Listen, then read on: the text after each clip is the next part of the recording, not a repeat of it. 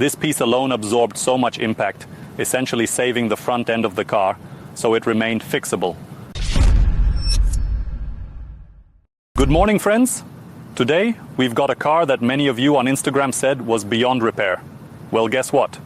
Not only are we going to restore it, but we'll do it in record time. This car has been through a lot. The front is damaged. The back is a total mess. Bumper, quarter panel, diffuser, even the trunk lid, all wrecked. Missing a wheel. And wait till you see the inside. The interior tells its own story. No mirror, a broken seat, and what was once a beautiful white cabin is now, well, let's just say it's seen better days. Why is the seat broken? Turns out our rear passenger had a dramatic exit attempt, taking part of the roof with them, and the glove box, packed with trash and what looks like Santa's leftover beard. The airbags are nearly all deployed. The steering wheel is all torn and peeled. Replacing it isn't even optional. But here's the fun part.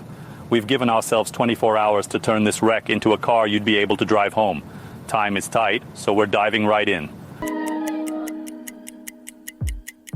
The two strongest and heaviest men of the crew are doing the hardest work. One is holding the camera, the other one is sitting behind the steering wheel.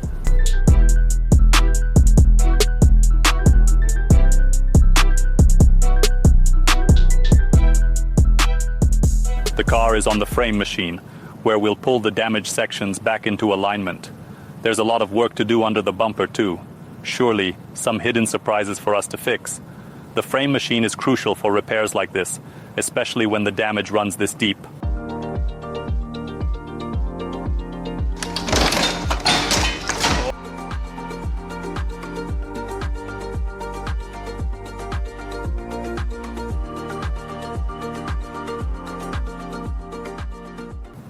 Meanwhile, parts are coming in. Since this isn't an insurance claim, we're picking everything in the car's exact color, so no extra painting required. That helps to save time a lot. Since we keep the majority of parts in stock, we also save time on deliveries. The rear quarter panel is pulled back into shape. But of course, there are always surprises.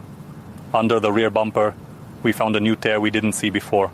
No problem, it's getting fixed too. Okay, the front end. Take a look at this transformation. The new frame extension is installed perfectly, and everything is lining up just as it should. The radiator support is in place, and the front end now looks clean and sturdy. Check this out. The lower frame extension was seriously damaged, but now it's completely replaced and bolted on securely. No welding here. This particular bracket, which was damaged, is meant to bolt on. And these brackets, which require welding, remained untouched. Look at this frame extension. This piece alone absorbed so much impact, essentially saving the front end of the car, so it remained fixable. I always say, don't write a car off just because the airbag's deployed. Many people think that when airbags go off, the car's done. But that's not true, as long as you can get the original airbags in place. We're replacing every deployed airbag with brand new, original parts. No stitching, no patching, no gluing, or whatever. We know some shops try to repair or patch airbags, but safety is non-negotiable. The seat belts is a bit different case. Those are getting restored by specialists. They repair seat belt pyro, but airbags should always be Tesla brand new. Here they are, new and sealed. Once installed, everything is functional as if it just left the factory.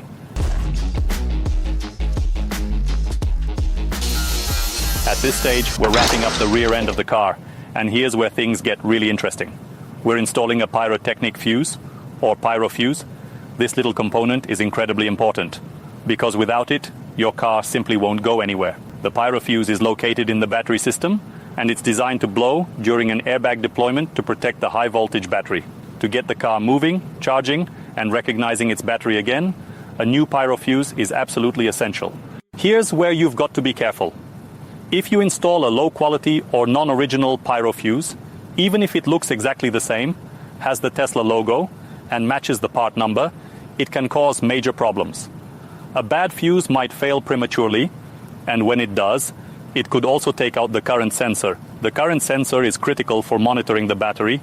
Failures may happen even with original fuses, but they're way more common with aftermarket parts. Some body shops get confused and don't see any difference except for the price and pick the cheaper option. But it's absolutely not worth risking the car's electrical system over a cheaper alternative. Take a look at this.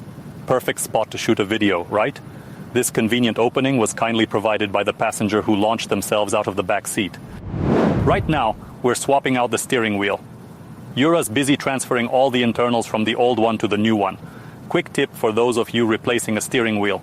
If your car originally had a heated wheel and you're installing one without heat, you'll lose that feature. So make sure your replacement matches if you want to keep your fingers warm in winter. We're jump-starting the car now, and here's the sound every Tesla technician loves to hear when the contactors click. Wait, what? No click? What's the issue? What does this car want? We don't have that much time for it to want anything. Now don't worry, folks. We're professionals. Sometimes it takes a few tries, like 3 or 4 or 4. Sure, some people get it right the first time. Oh, the fire fuse was disconnected. That explains it. All right, one more try. Yes, it's alive. Day 1 is done, and now we're on to day 2. We're aiming to finish this car well ahead of our 24-hour goal. Looking at the schedule, we've got about 8 hours of work left, and we might even beat that. You might be wondering, why are we still pushing this car around if it's running and charging? Well, here's the catch. We don't have the key. No key means no driving. To make the car drivable, we need to add it to the Tesla app using the VIN number. Tesla typically takes 3 to 5 days to verify ownership, and they'll require proof, like purchase documents or company authorization letters. We're working on a way to speed this up with a special support line. Can you provide me with the last 6 digits of your VIN number, please? Yeah, looks like I have vehicle here. Finishing up. Beautiful! It's working! Here's what's next on the agenda. Replacing the windows, installing airbags, fully assembling the front and rear ends, adding the side mirror, and that's almost it.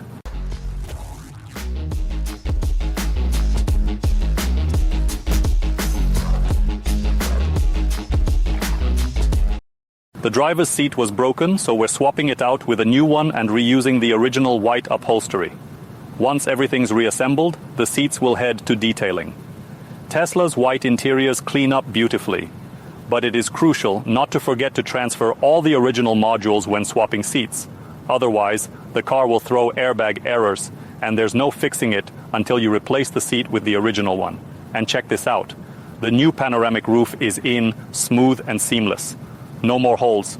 If another passenger decides to exit without using the door, they'll need to break this new glass too. The charger is working. The front end is fully assembled. The rear bumper is assembled and needs installing. We're moving confidently along the schedule and still on track.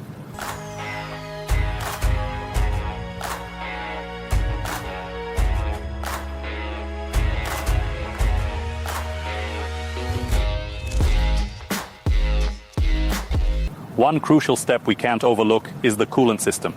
That means purging and circulating the antifreeze throughout the entire system, the motor, battery, and cooling circuits. I once saw a video from one body shop where they used a vacuum cleaner in reverse to bleed the coolant. Seriously. But these systems aren't designed for that kind of setup. The built-in pumps circulate the coolant properly enough. And now we use a funnel to top off the antifreeze. Just like that. For Tesla, we're using G48 coolant, specifically recommended for this system. Don't just grab any coolant off the shelf or choose by color. The right fluid ensures the longevity of the battery and motor. Now, check this out. Our front end is looking flawless. Headlights are bright, perfectly aligned, and everything is back in place just like it should be. By the way, we didn't really have to recharge the AC system here. The refrigerant stayed intact when replacing the radiator. But since this car is from 2020 and it's now late 2024, it's due for a top-up. That's something we'll get done to keep the cooling system performing like new. Oh, and what about the car in the back? Should we talk about it? Or should we just pretend that there's nothing special about a CLK GTR casually sitting next to us? Okay, let's leave it as a mystery, for now.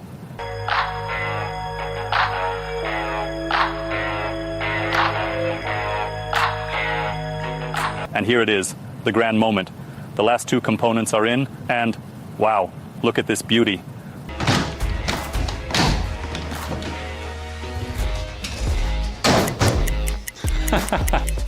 The car has located itself, and we're officially back in action.